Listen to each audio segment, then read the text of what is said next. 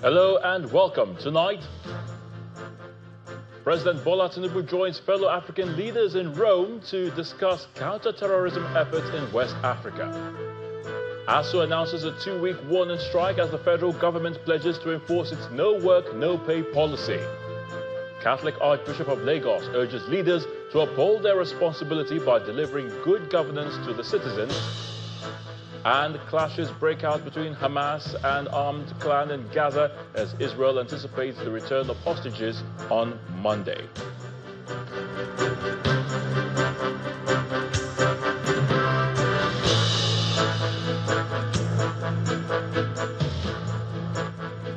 President Bola Tinubu has arrived in Rome, Italy to attend the heads of state and government meeting of the Akaba process, which will focus on addressing the growing security challenges in West Africa.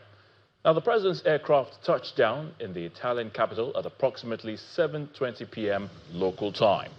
It's set to begin on October the 14th. The Akaba process meeting will convene heads of state and government, senior intelligence and military officials from across Africa, along with representatives of intergovernmental and non-governmental organizations.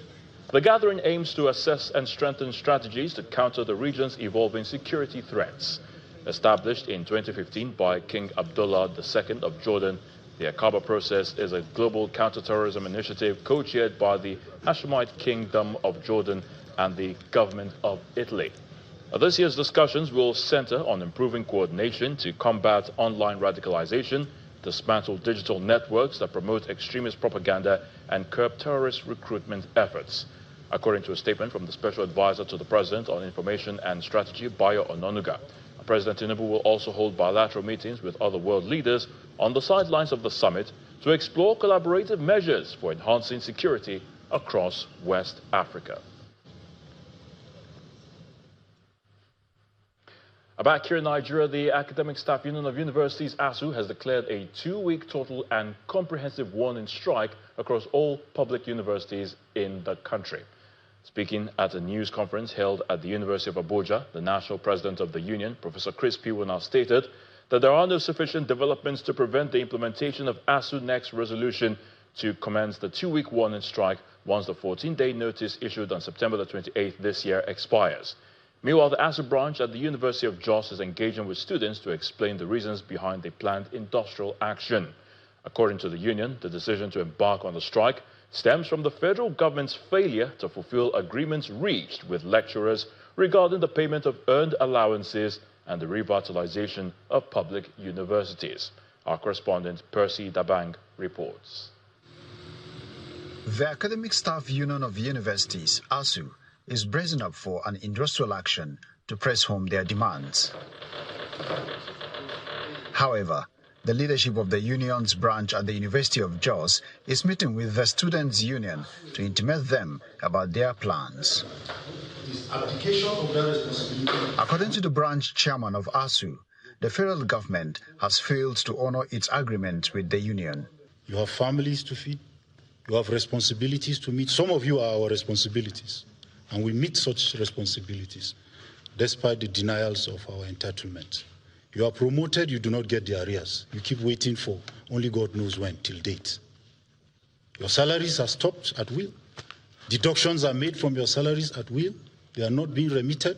You've been patient over the years. We thought that that would be appreciated at least. ASU also accuses the government of commercializing education and shutting out the poor. The government has abandoned primary and secondary education. Standards are falling. It is the same thing they want to do to our universities. While this development is not going down well with the students, they, however, commend ASU for carrying them along in the discussion as they hope that the issues will be resolved in good time. Our student union government presidents have been to faculties where there are no seats. Sometimes there's no water in the hostel. There's no lights for a couple of days. There are numerous challenges, and I do not think that the government does enough in terms of funding the universities. Any decision taken affects the student directly and indirectly. As such, the student should be informed of what is happening so that at the end of the day, if there's a need for any solidarity from the perspective of the student will do it with all sense of consciousness. With non-academic staff already off duty and ASU threatening to join, activities in public universities may soon grind to a halt if the government fails to act swiftly. From Jos, the Plateau State capital, Percy Dabang, Channels Television News. Meanwhile, the federal government has reaffirmed that the no work, no pay policy remains an existing labor law in Nigeria, and that it will be applied if academic activities are disrupted in the nation's universities.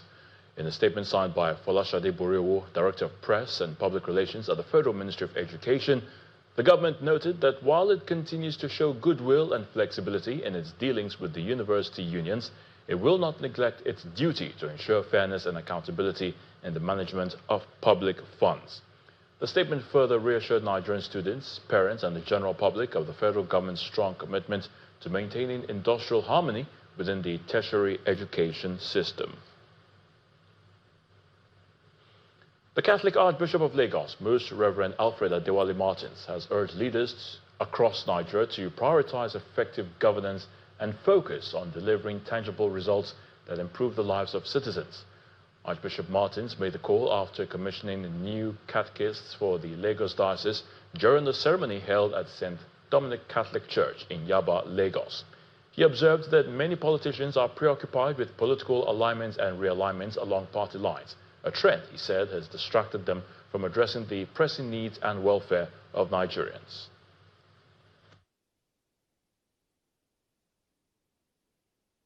There are politicians aligning and realigning, decamping and recamping, and all of that is really giving governance a backseat in the whole scheme of things. And so our appeal is that politicians should recognize that they were voted, first of all, to ensure that life is better for people. They are voted to ensure that the economy and the social environment is good for the well-being of people. Therefore, we don't tell them not to campaign, but let them at least ensure that they do their primary duty of creating an enabling environment for the welfare of Nigerians. In Anambra State, dignitaries from across the country gathered at the International Convention Center in Awka to celebrate the visionary leadership of Governor Chukwuma Soludo, as captured in a new book titled The Audacity to Transform, a front-row testimony on the ongoing development in Anambra State. The book, authored by Dr. Anselm Onwara, a former transition committee chairman of Anambra East local government area, documents the achievements of the present administration across various sectors of the state's economy. Best governor in the entire Africa. Dignitaries from across Nigeria converged on the International Convention Center, Awka, to celebrate the visionary leadership of the Anambra State Governor, Professor Chukwuma Soludo. The event centered on the public presentation of a new book titled The Audacity to Transform, a front-row testimony on the ongoing development in Anambra State. Authored by Dr. Anselm Onwara, a former transition committee chairman of Anambra East local government area, the book chronicles the achievements of Governor Soludo's administration across various sectors of the economy. Governor Soludo arrived at the venue to a warm cultural reception as dignitaries from all walks of life gathered to honor his contributions to governance and development in the state.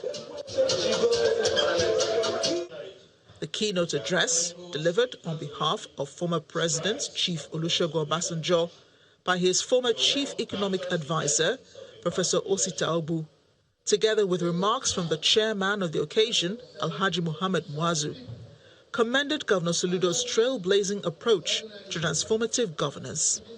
I congratulate Dr. Onwara for this brilliant book, for seizing the moment to craft a compelling narrative that chronicles the transformative strides of Governor Soludo's administration. I'm very proud that you have decided to come to serve the people. Obviously, on the ordinary paper, you deserve to do more than be a governor. But service is service. In his review, Former Minister of Aviation, Mr. Osita Chidoka, described the 283-page book as a balanced and thoughtful narrative that critically examines Governor Soludo's leadership style, a work that goes beyond praise to offer analytical insight. Author organizes the material with the precision of a policy report, each chapter moving from diagnosis to prescription, from philosophy to measurable reform. Photographs, data tables, and official documents lend empirical texture, while Soludo's own quotations provide a philosophical through line. Amid applause, the author, joined by the chairman of the occasion and other dignitaries, formally unveiled the book, while tributes poured in for Governor Soludo's dedication to sustainable progress.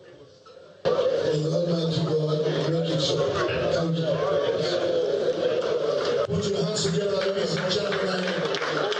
The book has been unveiled. In a time where leaders are blinded by corruption, greed, nepotism, and personal enrichment, you are making a difference. As the event drew to a close, Governor Soludo reaffirmed his commitment to accelerating development in Anambra State, noting that what has been achieved so far is only the beginning of a larger transformation.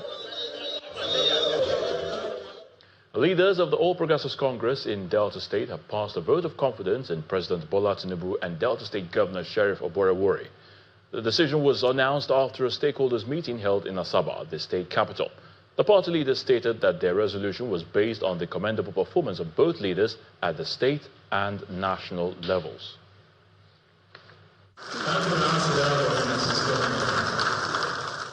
It was a gathering of political heavyweights at the Government House, Asaba, venue of the Delta APC stakeholders meeting.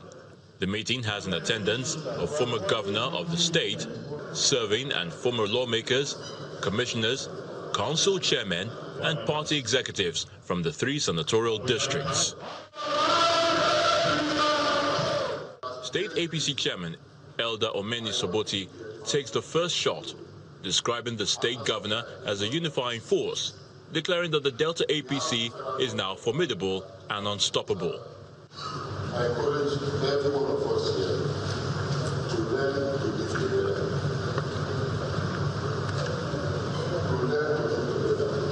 To learn to accept one another as brothers and sisters. And when the people are united, nothing can stop them. We are all respecting two nations. Minister of Aviation and Aerospace Development, Mr. Festus Keyamo, praised President Bola Tinubu for his bold economic reforms before finally moving a motion for the adoption of the president and governor as the sole candidates for the 2027 general elections, while Mr. Victor Che seconded the notion. All the leaders were gathered from Delta State, from the length and breadth of Delta States. We are dogs. The President and Commander-in-Chief of the Armed Forces, Senator Bola Ahmed Tinubu, and the Governor of Delta State, Elder Sheriff, as our sole candidates. I rise in my place to second the motion or motions as moved by the Honorable Minister of Aviation and Aerospace Technology Development, to the extent that one, we passed an implicit vote of confidence on President Bola Ahmed Tinubu, and an army government, the working government, from my own constituency, the constituency of the government, right? Governor Sheriff Oborevwori, in his response, thanked the party for the endorsement, promising to sustain his developmental drive across the state. Since I joined the APC, since all of us joined the APC, I did not only join the APC here, but I was still working to make sure all of my colleagues join us in the APC. With renewed optimism filling the hall, Delta APC leaders say they are optimistic of victory in the 2027 elections at both the state and national levels.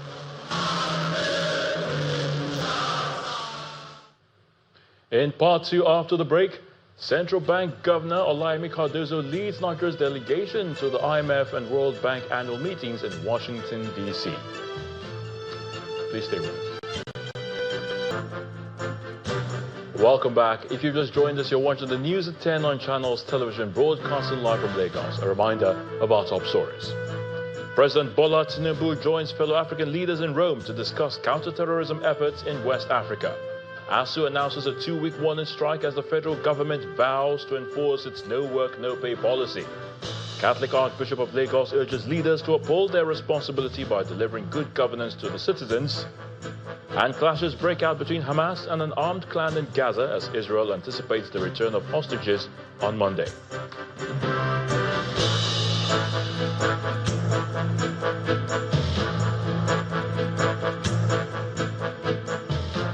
Now, the clock for the fourth and final quarter of the year is ticking fast. While the federal government says security remains among its core priorities for the rest of the year 2025. Tonight, Babajide Ogunsanya, who is the founder of Leadership by Data and Channels Television's chief data analyst, is right here to share more facts and vital insights about Nigeria's security outlook for the final quarter of the year 2025. Babajide, great to have you on the News at 10 again. Good evening, Niger. So we're looking at security. Earlier in the week, Babajide, the World Bank released, of course, its latest report about Nigeria's development update. So how correlated is, Nigeria's economy with the state of security? Well, highly correlated, even though the World Bank, as you said, classified it as an economic report, within this report was really an economic report, political report, and security report. Now, what do I mean, The economic report is good and bad. The World Bank said the reforms of this administration has led to macroeconomic stability. That's why it was macroeconomic stability. But then further added that this macroeconomic stability has not led to significant improvement in lives. So you could either want to run with the World Bank saying, yes, the reforms of the government has led to macroeconomic stability, good news, or do you want to hold on to the bad news that says these reforms have not significantly led to better lives? So that's the economic side of the report. But I talked about two other parts of this report that, even though the World Bank doesn't want to classify it as a political report or security report, the data points to it. Now, what's the political side of this report?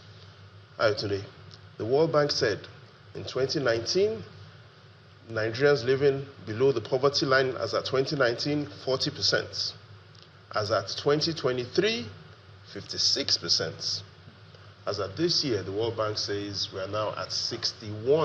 61%. So we've moved from 40% of Nigerians living in poverty as at 2019 to 56% of Nigerians living in poverty as at 2023 to 61% of Nigerians living in poverty as at this moment. That is a lot of political talk. Now, what's the security talk? The security talk is, yes, we talked about 61% of Nigerians living in poverty this year. The World Bank says, based on its projections and its algorithms, the numbers will get worse next year. So before we go into the outlook for the rest of this year, Babajide, how well did the security agencies perform in the third and perhaps the fourth quarter of this year? Looking back, I know we talked about this first quarter, second quarter, but before we talk about the fourth quarter, we need to look at what exactly happened in the third quarter. Especially from the security and defense perspective. And we see a lot of good news if we look at some of the top operations that have been conducted. If you take a look at the top stories that we've been able to put together, the top 10 stories about what has happened in the third quarter of the year. Story 10, we remember the Nigerian troops killing dozens of gunmen in through Operation Adinkai.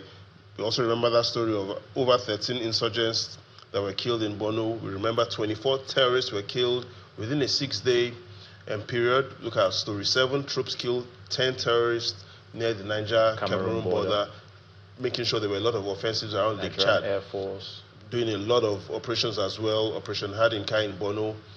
Army arrested one of the most wanted IPOB, ESL leaders as well. Troops kept on doing a lot of operations, Operation Hiding Kai in Borno, and the CBS rebranded Operation Safe Haven to Operation Enduring Peace to be able to accommodate more stakeholders' interest.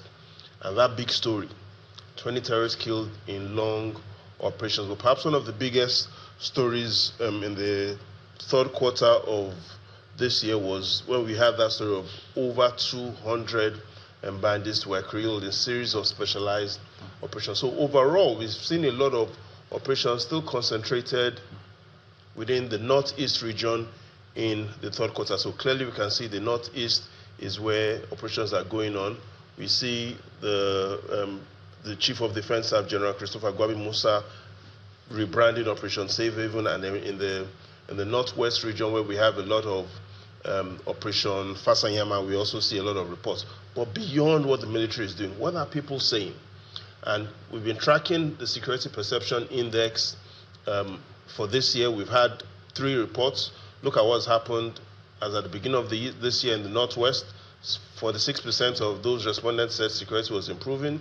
Now as of September, better news, 48%, so good news. North Central, beginning of the year, 43%. Now 47% of citizens living in the North Central say security is improving, good news. We see some challenge in the Northeast.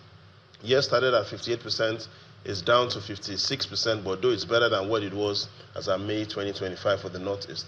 Again, Southwest compared to the beginning of this year, but the same news, but good news again from the South, South, and Southeast region, whereas at the beginning of the year, we see a bit more people saying security is improving overall in those regions. So as we round off, Babaji, very quickly now, what are the facts, concerning our domestic and global reports, looking at the security outlook? So when we talk about facts, we talk about everything has happened historically. But when we're looking at outlook, we're looking at a lot of assumptions. So let's take a look at some of the critical things that we expect based on the historical patterns to happen for the next three months for the year. That's the fourth quarter now. Fourth quarter, exactly. Okay. We separated October to November. But majorly, the emphasis now is on December, where we have a lot of migrants coming in, and we potentially could see elevated kidnapping risks due to increased travel and migration movements. And clearly, kidnappings for ransom is expected to remain the primary revenue model for terrorists. But above all, perhaps a nice way when you talk about forecast is to look at even what the Chief of Defense Staff has said. What will there be their position and now their own outlook pretty much for security for the rest of the year. And if you take a look at that, it's clearly said that, and this was in a report earlier this week, every calculation of war must make room for the incalculable, the will and unpredictability of human nature. And so clearly, yes, we've done a lot of calculations, but how do you calculate for the incalculable? And for me, that's the interesting point, the will and unpredictability of human nature. And these are some of the reasons why the crime trends and patterns still continue. Anyway, we'll keep tabs and continue to monitor as developments as it unfolds as far as security is concerned. Well, thank you so much again, Babaji Logusol, for your insights and analysis on the News at 10. Thank you so much, Ayatunde. Now, the governor of the Central Bank of Nigeria, the CBN, Mr. Olaimi Cardozo, will lead Nigeria's delegation to the World Bank and International Monetary Fund, IMF, annual meetings scheduled to open in Washington, D.C. on Monday, October the 13th. According to a statement signed by the Special Advisor to the President on Information and Strategy, Bayo Ononuga, Mr. Cardozo will head the delegation in place of the Minister of Finance and Coordinating Minister of the Economy, Mr. Wale Edun, who is currently indisposed. The Nigerian delegation will also include the Minister of State for Finance, Doris Uzoka Anite. Now, the World Bank has announced that key highlights of the annual meetings will include the Development Committee plenary session, that's on October the 16th, and the International Monetary and Financial Committee, IMFC, meeting on October the 17th. Other scheduled events will feature regional briefings, press conferences, and forums centered on international development, the global economy, and the financial markets. Human rights lawyer Femi Falana has announced plans to assemble a team of lawyers to launch a legal action against oil companies responsible for pollution and neglect in the Niger Delta region.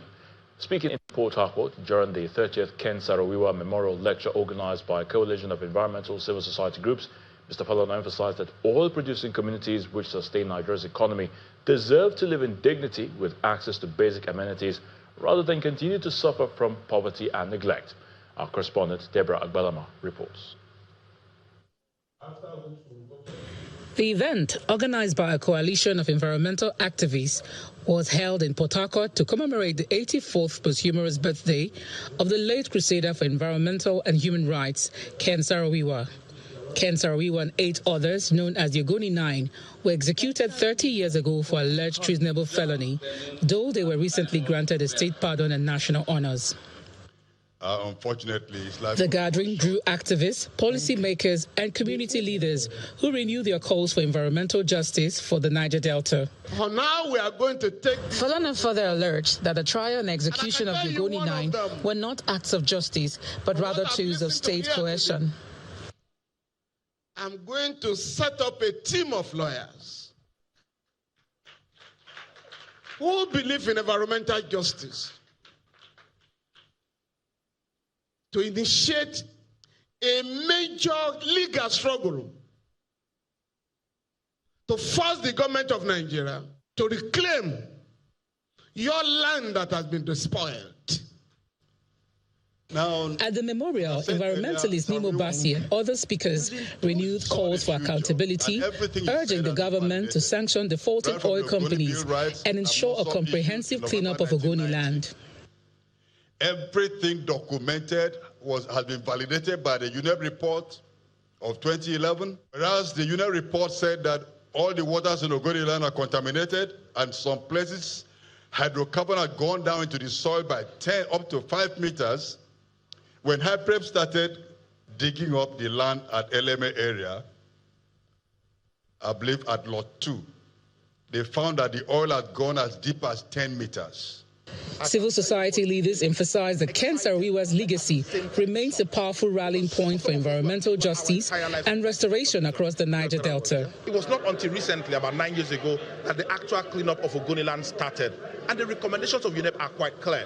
It is that the cleanup will take between 25 to 30 years. That report also said that it will require that no extractive or repollution activity happens in Ogoni land within that period. Speaking exclusively to Channels Television, Femi Falana, SAN, outlined his legal roadmap to ensure justice for affected communities and compel corporate accountability.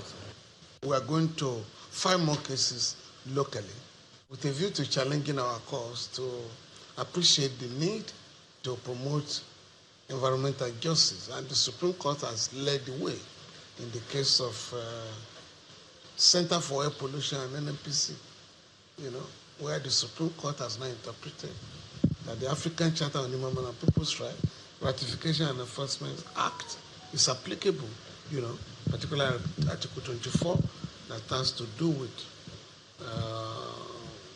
the right to safe environment. 3 decades after Ken Saro-Wiwa's execution, his fight for justice continues to inspire fresh demands for environmental accountability and genuine development in the Niger Delta. Deborah Balama, Channels Television News. Still ahead on the news at 10, NDLEA arrests businessman with 127 wraps of cocaine in Kano. Please join us again. Welcome back. 600 successful candidates from the Niger Delta can now look forward to a brighter academic future as they receive local postgraduate scholarships from the Niger Delta Development Commission, NDDC. Presenting the award letters at the ceremony in Port Harcourt, the Managing Director of the Commission, Dr. Samuel Ogbuku, reaffirmed the commitment of the current board and management to transforming the Niger Delta region through education and empowerment initiatives. The NDDC 2023 is It's the maiden edition of the NDDC Local Postgraduate Scholarship Program, an initiative introduced by the current board following the success of the Commission's Foreign Postgraduate Scholarship Scheme. If you go down memory lane and history, that the maiden edition of the NDDC Local Postgraduate Scholarship, you scored the highest. At the award ceremony in Port Harcourt, 600 successful candidates were celebrated out of over 46,000 applicants. The NDDC says the program aims to build a new generation of highly skilled professionals who can drive sustainable development and tackle the region's unique challenges. Your performance will determine the trajectory of the program, whether we're going to continue or whether we should scrap it. 46,024 of you applied for this program. NDDC Managing Director Dr. Samuel Ogboku commended the transparency of the selection process, noting that the outstanding performances of beneficiaries from the Foreign Scholarship Scheme reflect the Commission's commitments to merit and excellence. The foreign postgraduate scholars that were sent, they have done very, very well. Just in July this year, we had about 32 distinctions from our scholars in University of Coventry,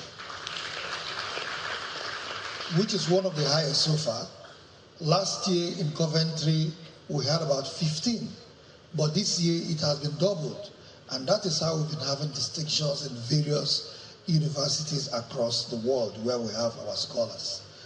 Dr. Ogboku explained that the local scholarship program was designed to provide opportunities for qualified candidates who may not have the resources to study abroad.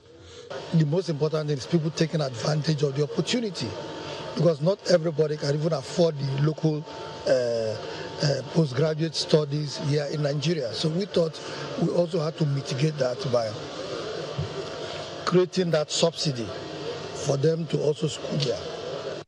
Some beneficiaries expressed gratitude to the NDDC for easing the financial burden of postgraduate education and pledged to contribute meaningfully to the region's development. My promise is to, take the master's seriously and put in my best and get the degree. The purpose of the degree is to be able to implement, projects that will be beneficial to people in NDDC, in the Niger Delta generally. With the commencement of the local postgraduate scholarship program, the NDDC plans to sponsor a total of 800 Niger Delta residents annually through its local and foreign postgraduate schemes, a major step in human capital development for the region. Top government officials have described the Bauchi State Economic and Investment Summit as a major milestone in governance and a new chapter in the state's drive towards economic prosperity under the leadership of Governor Bala Mohammed. Former President Olusegun Obasanjo commended the state government for aligning with modern economic trends, while Vice President Kashim Shettima lauded Bauchi as a state endowed with vast potential and well-positioned for investment. Our correspondent Hajar Aliyu brings us the highlights of the two-day event. Project and Top dignitaries assembled in Bauchi to support the state government as it hosted its first ever economic and investment summit. Bauchi is a gateway for trade, tourism and development in northern Nigeria. The summit showcased the state's investment opportunities, particularly in agriculture, tourism and solid minerals. Both local and international investors signed deals and agreements with the state, signaling growing confidence in its economic prospects. Former President Olusegun Obasanjo, who served as the special guest of honor, emphasized the importance of partnerships in driving wealth creation. I just want to take 3 or 4 points that I want to make. 1, investment. Without investment, you cannot develop. We cannot develop. And investment summit like this must bring everybody together. And you call it partnership. Partnership between leadership at every level. Vice President Shettima started his remark by responding to a humorous remark made by former President Obasanjo. We adore you. And at the age of 88, he's still waxing stronger. But Your Excellency, I could jam if so. He expressed strong support for the state's investment agenda. The theme of this summit, rebuilding a resilient economy, optimizing investment and partnerships, is both an advertisement of Bauchi State as a destination for investors and a reminder that none of us can achieve enduring economic growth in isolation. We share this belief that you cannot escape laying the bricks across all parts of the nation if you intend to build an economy that will endure for generations. This means creating a stable environment to nurture ideas. This means targeted investment. This means public-private cooperation. Other notable speakers, including the Sultan of Sokoto, the Governor of Borno, echoed the call for increased collaboration across the northern region. On the second day of the summit, a communique was issued outlining the key outcomes and agreements reached. Investment pipelines of over $5 billion were signed today. And over 100 billion naira investment pipelines were also signed today. Governor Bala Mohammed highlighted his administration's focus on security, building a legacy of financial independence and investment sustainability. My vision for the subnational is to be financially independent. Yes. We are tired of being called parasites. Northern Nigeria is not a parasite to anybody. The state government is hoping that the summit will lead to real opportunities that will improve the lives of residents of the state. Hajara Aliyu, Channels Television News. The ongoing dispute between the Kano Electricity Distribution Company and the Aminu Kano Teaching Hospital over an electricity debt of about 1 billion has raised serious concerns as the situation is now endangering patients' lives. According to the hospital's management, 3 patients on life support machines reportedly died following a power outage at the facility. Our correspondent, Nanshin Vincent, reports that the hospital was disconnected earlier this month by KEDCO over what the company described as an outstanding electricity bill amounting to over 949 million naira. It was a blackout with grave consequences, as Aminu Kano Teaching Hospital was without power supply for 3 days. I don't feel good that day because I have heart problem and my breath stopped. The day it's not easy. Me and that guy, I swear we don't sleep. According to the Kano Electricity Distribution Company, the decision to disconnect the health facility is based on the outstanding electricity debt to the tune of over 949 million naira, which has accumulated over the years. They had an outstanding of about 949 million, almost a billion, in outstanding of unpaid services. As a business, that is a huge concern for us. But we kept it going. But we did not do that till we notified them twice. And what even led to the disconnection? We came to them as an advice. If I come as a business, I will say, look, let me just keep on giving you, you pay me, whatever it is that you don't pay me, I know it's an outstanding against you. Simple. The situation lasted for 3 days, leading to the death of 3 persons. According to the management of the hospital, the blackout had a direct impact on the life support machines. Residents are not happy with the situation. Actually, I heard what happened, and it was disheartening as a Nigerian, as a citizen, and as a human being. Nevertheless, the company and the hospital came to an amicable solution to the dispute, although the hospital management is still hoping that the government will intervene. We were able to get down with them through the assistance of the Commissioner of Police, during which it was resolved that the hospital and the staff quarters will be separated. And of course, we are very happy with the assistance given to us by the federal government. Power supply remains an integral lifeline that powers surgeries, preserves vaccines, and saves lives.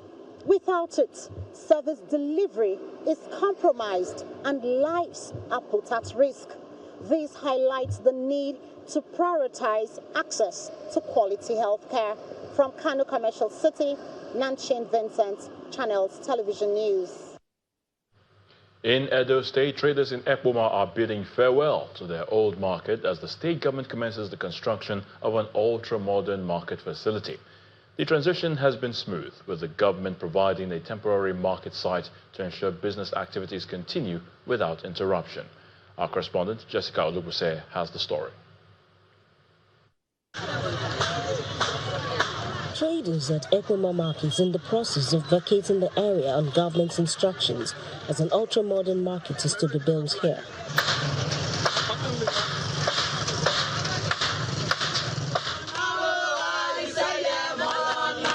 However, the market women are excited.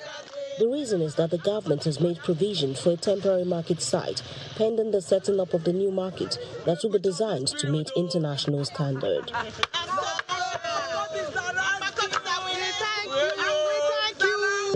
Governor of Edo State, Senator Modo Bebolo, we have sent some delegation to our local government to come and give us a new modern market where our women used to sell before. And said before they start the proper building, the women cannot just go home, stay at home. So he now said we will put them to this new area. Stalls have been allocated at the new site, which is near the proposed ultra-modern market. He said he want to build a market for us. So now we are there for tell us where we come out. He say no one may we go stay house, may we not go hungry. So now he relocate us come here. So we the women now, we not get what we go feel give us tell like Paco Miza. Don't let we want tell and thank you. Another reason for the traders' excitement is that just like the ultra-modern urban market under renovation in Edo South, their slots in the markets remain secure even when the international standard market in Edo Central comes into operation. Jessica Olubuse, Channels Television News. The National Drug Law Enforcement Agency, the NDLEA, has announced the arrest of a 52-year-old businessman, Ejiofor Gordon Emeka, at the Malam Aminu Kano International Airport in Kano, where a total of 127 wraps of cocaine were recovered from his body after several days of excretion observation. In a statement signed by the agency's Director of Media and Advocacy, Mr. Femi Babafemi, the NDLEA said Ejiofor, who operates boutiques in Lagos and Onitsha and Anambra State, was apprehended upon arrival from Bangkok, Thailand, by Ethiopian Airlines flight ET941 on Wednesday, October the 8th, following credible intelligence. According to the statement, a body scan conducted on the suspect confirmed he had ingested illicit drugs and concealed some in his private parts. An initial search led to the recovery of 58 wraps of cocaine from his underwear, while an additional 69 pellets were expelled during excretion observation across 7 sessions, bringing the total to 127 wraps, weighing 1.388 kilograms. The Musical Society of Nigeria, MUSON, is celebrating more than 4 decades of impactful contributions to music education, performance, and cultural excellence in the country. At the press briefing to announce the commencement of the 29th annual MUSON Festival, the Society's chairman, Louis Mbanefo, reaffirmed MUSON's commitment to promoting music appreciation and professional training in Nigeria, while the chairman of the Festival Planning Committee, Shade Dokati, outlined plans for the 2-week celebration, which is scheduled to take place from October the 12th to the 26th. After the previous year's themes of resurgence, resilience, and revival, MUSON is now back in the flow. That is a theme for this year's festival. For after 42 continuous years, the MUSON project continues to thrive and to flow beyond the dreams of our founding fathers and mothers. So I'm going to go through the concerts. We have 10 concerts and a symposium on classical and contemporary music and music technologies. We start off on Sunday, the 12th of October at 12 p.m. We have a musical brunch. This ushers in the festival every year. And this year, we're going to honor the late Marion Akpata the pioneer director of the School of Music. Welcome to Sports News. It's gold number 4 for Nigeria at the ongoing World Para-Powerlifting Championship in Cairo, Egypt. Team Nigeria's Esther Onyema clinched gold in the women's up to 55 kilogram category earlier today, lifting 125 kilograms to win her first World Championships title in 11 years. Her victory comes barely 24 hours after Rita Ferdinand won gold in the women's up to 79 kilogram category and further cemented Nigeria's dominance in the sport. The 11th World Para-Powerlifting Championships in Cairo marks the first ever edition to hold on African soil. In club football, Nasarawa United have extended their lead at the top of the Nigeria Premier Football League (NPFL) to 4 points, as the Lafia-based team this evening defeated Rangers International to record their 6th win from 8 games and are on 19 points. Their closest rival, Abia Warriors, are on 15 points following a 2-0 win against El Kanemi Warriors. Katsina United beat the league's reigning champions Remo Stars. Elijah Akoni, Uche Collins and Abdurrahman Garba handed the host their 4th win of the season. In other games, Kun Khalifat edged 9-time champions Eyimba International by a lone goal. Ikorodu City defeated Bendel Insurance in Lagos, while Warri Wolves were held to a 1-1 draw by visiting Niger Tornadoes. Wiki Tourists and Kwara United, Counterpillars and Shooting Stars of Ibadan all played out draws. In tennis, world number 204, Valentin Vachereau admits he is in shock after beating his cousin Arthur Rinderknecht 4-6, 6-3, 6-3 to win the Shanghai Masters, becoming the lowest-ranked player ever to win an ATP 1000 tournament. The unlikely all-family final between the 54th-ranked Frenchman Rinderknecht and Vachereau from Monaco was described by the latter's coach and half-brother Benjamin Ballery as a fairy tale. It was just the 3rd ATP Masters 1000 final in history to feature 2 unseeded players. Fabulous finish.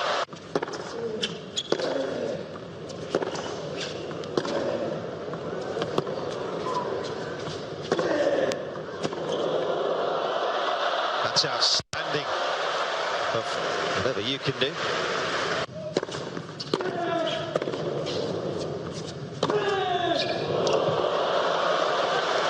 Shouldn't be surprised, should we?